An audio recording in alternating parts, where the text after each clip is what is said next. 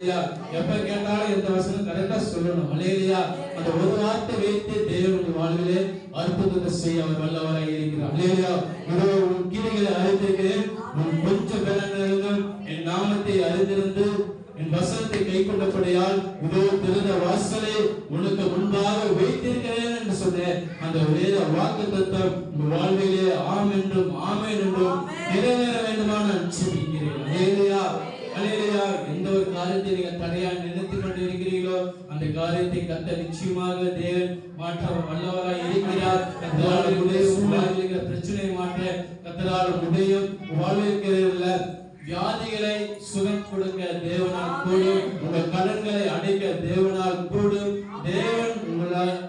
தேவனால் கூடாத காரியம் ஒன்றுமே இல்லை. அல்லேலூயா. தேவனை மாத்திரம் இரக்கமா பிடித்துக் கொள்ளுங்க. தேவனை மாத்திரம் இருக்கிற அந்த அன்பிலே அந்த உதவியிலே நாளுக்கு நாள் பலப்படுங்க.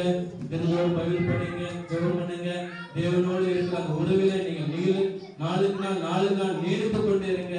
கர்த்தர் உங்கள் வாழ்விலே அற்புதத்தை செய்யவர் வல்லவராய் இருக்கிறார். அல்லேலூயா.